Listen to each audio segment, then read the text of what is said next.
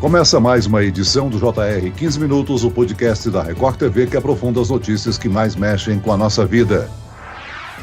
Depois de muitos dias usando agasalho, só agora entramos no inverno. 21 de junho é marcado pela chegada da nova estação. Por ser a estação mais fria do ano, ela é querida por muitos e indesejada por outros. Além da queda nas temperaturas, quais são as outras características do inverno? O que podemos esperar para os próximos 3 meses do ano? O inverno será rigoroso? No 15 Minutos de hoje, vamos conversar com a meteorologista do Instituto Climatempo, Maria Clara Sasaki. Bem-vinda, Clarinha. Olá, Celso, muito obrigada mais uma vez pelo convite, por estar aqui.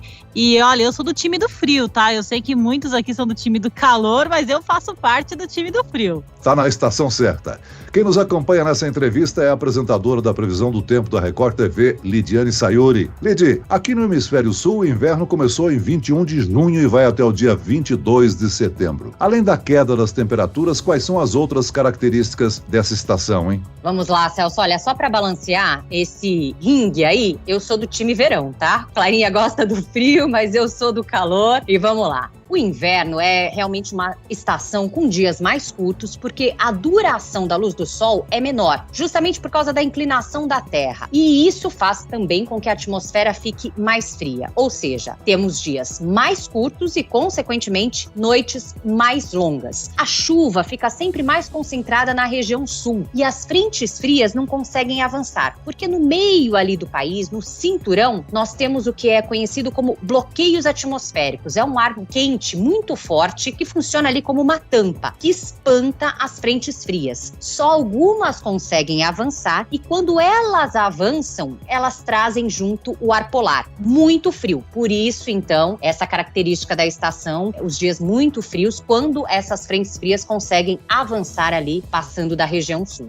Já que vocês declararam a estação preferida, eu também gosto do calor, viu? Ô Clara, as ondas de frio chegaram antes do inverno. Nas últimas semanas, enfrentamos aí dias bem gelados no sul, no sudeste e até em parte do centro-oeste. Agora que o inverno chegou, qual é a previsão para os próximos dias? O sol pode aparecer para esquentar um pouquinho? Tem uma expectativa, sim, de temperaturas um pouquinho mais elevadas agora nos próximos dias, Celso, mas não é aquele calor de verão, não. No geral, a estação, né, ela deve ter temperaturas aí carinha de inverno mesmo, temperaturas mais amenas durante a tarde, mais frias durante a noite, também durante a madrugada. Um ou outro evento aí de bloqueio atmosférico é que vai deixar as temperaturas mais elevadas, mas isso é lá pro final da estação. Agora no começo a gente tem as temperaturas mais baixas mesmo, Celso. Agora, Clarinha, o ano passado a estação foi uma das mais frias dos últimos tempos. E esse ano, o inverno pode ser ainda mais frio, inclusive com possibilidade de neve em algumas regiões do país? Olha, já que eu tô perdendo aqui, né, na disputa de frio e calor, eu vou trazer uma má notícia para vocês dois. Essa estação, ela vai ser tão fria quanto o inverno do ano passado. Nós temos condições muito semelhantes ao inverno do ano passado. Então, sim, nós temos uma possibilidade de fortes ondas de frio, pelo menos mais umas 2 ou 3 ondas de frio durante a estação, que podem trazer condições para a neve nas áreas da região sul do Brasil, neve ampla até mesmo, como aconteceu no ano passado, e também devemos ter vários episódios de geada nos estados do Sul, São Paulo, Mato Grosso do Sul, região ali da Serra da Mantiqueira, sul de Minas Gerais e também no sul de Goiás. São as áreas onde o frio é mais intenso, principalmente quando temos as chegadas das fortes ondas de frio, Lid. Clarinho, acho que vale até destacar que esse ano, assim como o ano passado, nós temos também o efeito do Laninha, né? Exatamente, Lid. Nós temos o fenômeno Laninha, né, que acaba deixando a atmosfera ainda mais resfriada. Então, o inverno, pela sazonalidade, pela época do ano, já é uma situação onde a atmosfera está mais fria. Nós temos ainda esse reforço do fenômeno Laninha, que deixa a atmosfera ainda mais fria do que o normal, que acaba forçando o frio um pouco mais intenso, Lid. Clarinha, nós já falamos a respeito disso, né, do equilíbrio da natureza. Quando a gente está tendo aqui ondas de frio, o hemisfério norte está tendo ondas de calor, né? Exatamente, Celso, é o equilíbrio mesmo. O planeta, ele busca se equilibrar ao longo do ano, né? Então, o hemisfério norte está mais inclinado para o sol e nós estamos mais afastados do sol, né, com relação ao hemisfério norte. Por aqui, o que nós temos de potencial são as ondas de frio, e por lá, quando temos as ondas de calor, elas também são potencializadas pelo mesmo fenômeno. O que está acontecendo aqui também está acontecendo lá no hemisfério norte. Voltando a falar sobre o tempo no Brasil, as chuvas nos próximos meses, há possibilidades? Vai ser um período mais seco, com baixa umidade, ou elas vão surpreender nesse inverno, hein? Os meses do inverno são meses mais secos, né?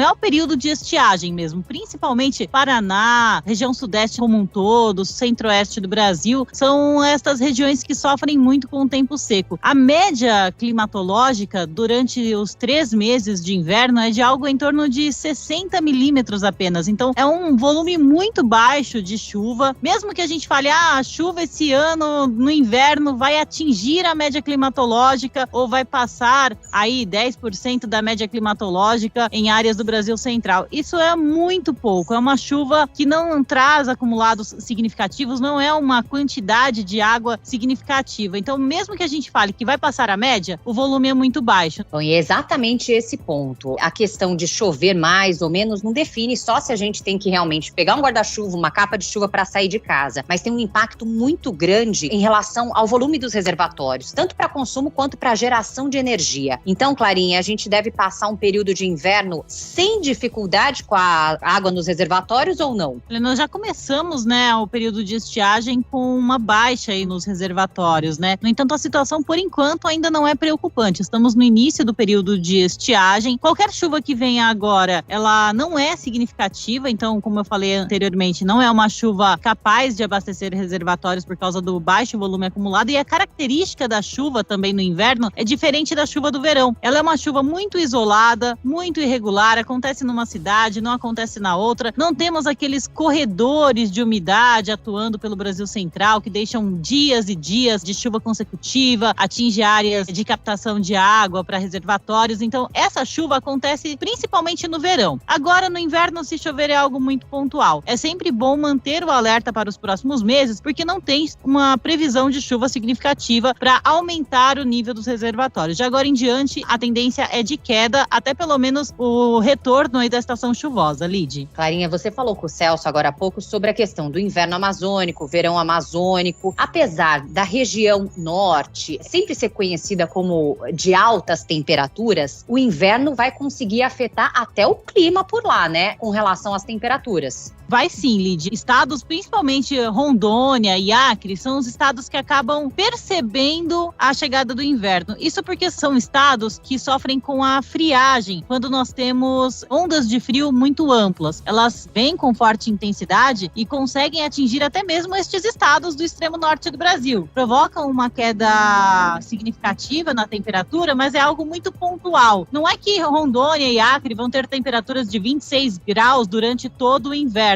Tem um ou outro dia durante a estação, quando tivermos as ondas de frio mais intensas, que as temperaturas destes dois estados ficam mais baixas, e aí é conhecido por friagem. Mas tirando esse detalhe, no geral, a região continua muito quente em todos os estados e também com previsão de chuva, mas desta vez a chuva concentrada principalmente, né, a maior quantidade de água, principalmente entre o norte do Pará, Amapá, Roraima e também no norte do Amazonas, Lid. Agora, essa pouca chuva que nós teremos no inverno pode afetar principalmente o Pantanal, que já sofre uma seca, né, Clarinha? Exatamente, Celso. É uma preocupação, né, essa estiagem para os estados da região centro-oeste, para os estados do sudeste do Brasil e até mesmo no interior do nordeste. A falta de chuva já é algo que é recorrente, né? Nós tivemos desde há 2 anos atrás uma seca histórica, tivemos aí complicações com relação ao número de queimadas, que aumentou bastante na região central, principalmente pegando áreas do Pantanal. Mal essa região teve uma condição de recuperação e já estamos entrando na estiagem de novo, de tanto que foi o dano para esta área, né? Aconteceram queimadas e danos praticamente irreversíveis, ainda não deu tempo dessa região se recuperar. Agora, Clara, todo esse frio pode afetar também a produção agrícola, né? As geadas podem causar impactos principalmente nas hortaliças. E isso se reflete depois no preço dos alimentos. As geadas devem atingir áreas agrícolas importantes?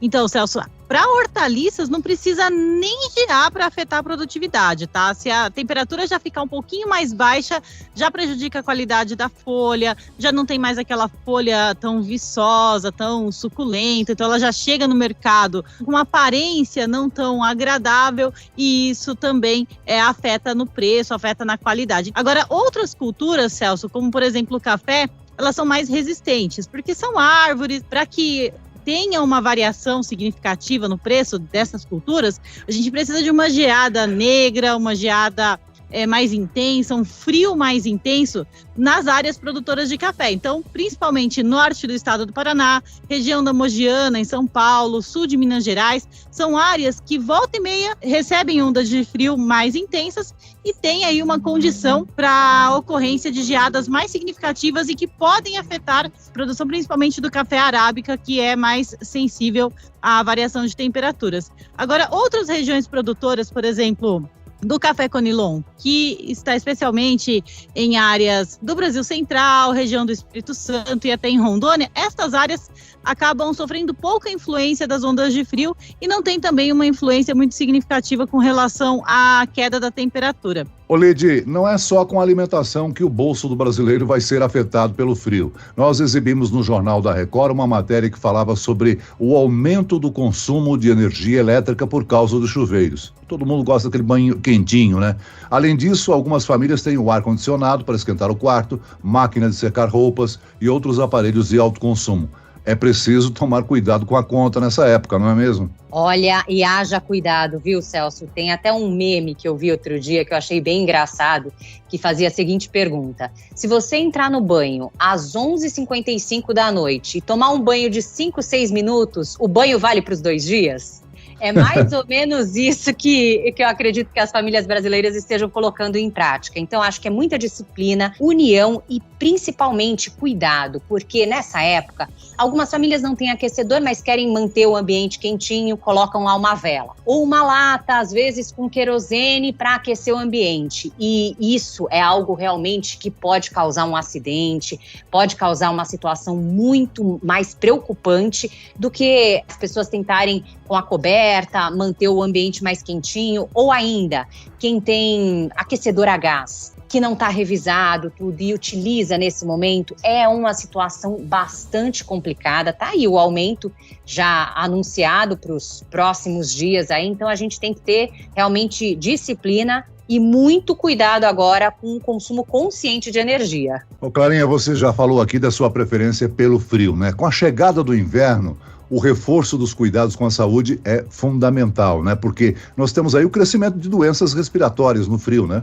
Exatamente, Celso. Eu ia puxar agora esse comentário, né? Nós temos principalmente crianças e idosos, eles são a parte da população que sofrem mais com a temperatura baixa por causa da umidade, né? Qualquer variação de temperatura já afeta a imunidade e aí facilita a entrada de vírus de gripe, vírus que causam doenças respiratórias. E não é só a temperatura baixa a responsável aí por mexer com a imunidade não, viu, Celso? No inverno nós temos também uma grande concentração de poluentes na atmosfera. Por causa do tempo seco, não temos aquela chuva que serve para lavar a atmosfera, então o ar ele vai ficando muito parado, a emissão de poluentes é constante mesmo com o ar parado, então a gente tem uma concentração de poluentes na atmosfera muito alta. E essa concentração de poluentes acaba afetando aí a respiração da população no geral e prejudicando principalmente aqueles que sofrem com asma, com bronquite, que precisam aí de um atendimento hospitalar. Então, nessa época do ano, a gente tem, principalmente nos grandes centros urbanos,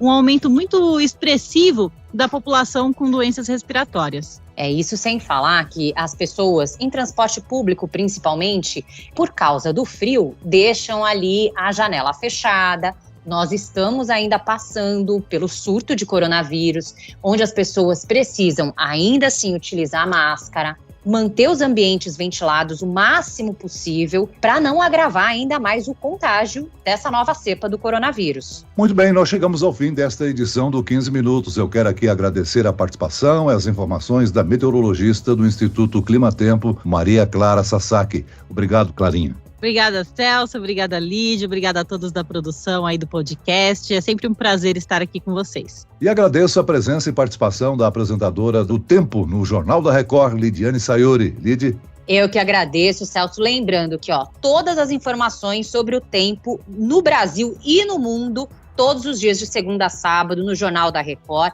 Temos também nas redes sociais, todas as terças e sextas, o Tempo Delivery. E diariamente também, telespectador, o internauta pode pedir a previsão personalizada que a gente responde no JR. Muito bem, esse podcast contou com a produção de David Bezerra e da estagiária Kátia Brazão. A sonoplastia de Marcos Vinícius. Coordenação de conteúdo é de Camila Moraes, Edivaldo Nunes e Deni Almeida. Direção editorial Tiago Contreira. Vice-presidente de jornalismo Antônio Guerreiro. E eu, Celso Freitas, te aguardo no próximo episódio. Até amanhã.